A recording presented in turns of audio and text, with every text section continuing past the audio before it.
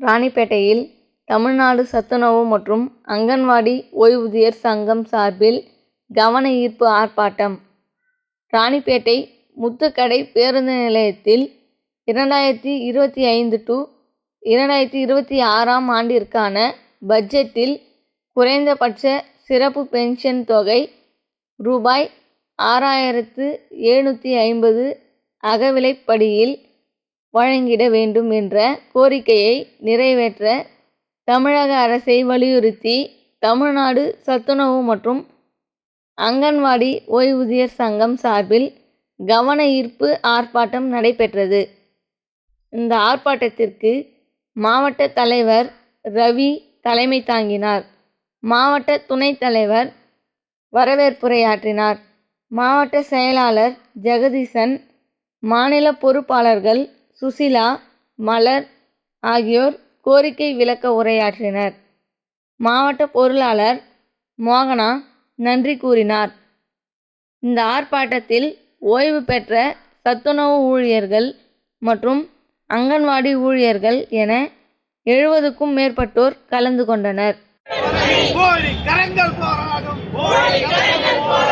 தமிழக அரசு தேர்தல் வாக்குறுதியை நிறைவேற்று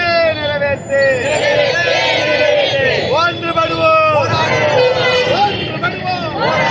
போராடுவோம், வெற்றி கிட்டும் வரை இறுதி வெற்றி தமிழ்நாடு தேர்தல் கால வாக்குறுதி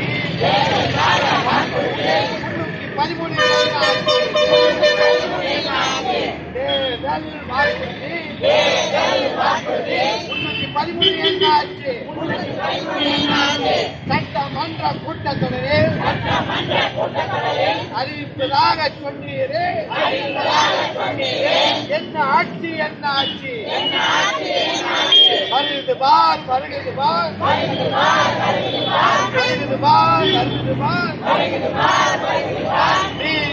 கூட்டத்தொடரில் சட்டமன்ற கூட்டத்தொடரில் முற்றுகை போராட்டம் வெல்லட்டும். தமிழக அரசே ஏமாற்றாதே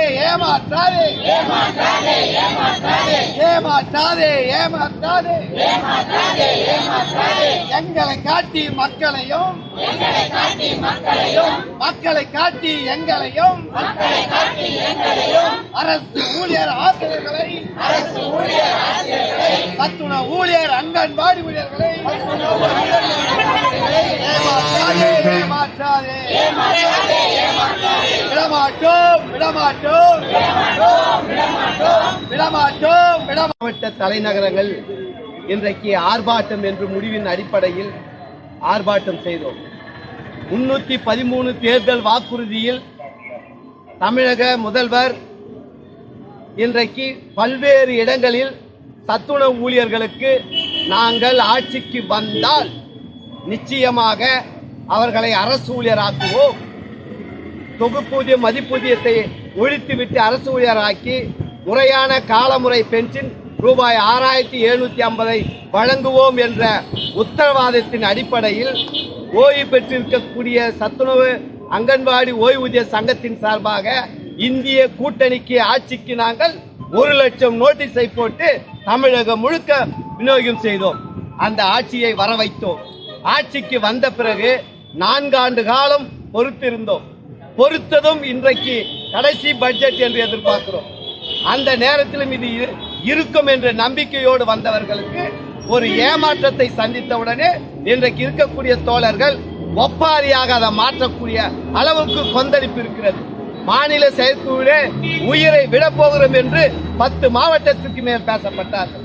இதெல்லாம் கணக்கில் கொண்டு இந்த அரசு ஆரம்பத்தில் இன்று வரை அரசு ஊழியர்களுக்கு, ஆசிரியருக்கு, சத்துணவு ஊழியருக்கு, அங்கன்வாடி ஊழியருக்கு, ஓய்வு பெற்ற ஊழியர்களுக்கும் பல்வேறு சலுகைகள் பறிக்கப்பட்டுள்ளது. முதல் சலுகை இன்றைக்கு தமிழகத்தில் இருக்கக்கூடிய இறந்து போனால் அது அரசு ஊழியர், ஆசிரியர், காவல்துறை எல்லா துறைகளிலும் இறந்த வாரிசுக்கு வேலை இல்லை என்றார்கள். பிறகு அதை பேசும்போது வெறும் 25% தான் என்று சொல்லுகிறார்கள். மூன்றாவது, மருத்துவ காப்பீட்டு வழங்கி இருந்த அத்தனை பேருக்கும் வருவாய் கிராம ஊழியர் உள்பட அந்த கட்டணத்தை கிடையாது, அவர்களுக்கு மெடிக்கல் அலவன்ஸ் இல்லை என்று சொல்கிறார்கள். அதே போல இன்றைக்கு இருக்கக்கூடிய ஓய்வூதியர்களுக்கு நிச்சயமாக பழைய பென்ஷன் வழங்குவேன் என்று சொன்னார்கள். 1000 கோடி ரூபாய் ஒரு ஆண்டுக்கு இந்த அரசுக்கு லாபம் வருகிறது. அந்த லாபத்தை கூட கணக்கில் எடுத்து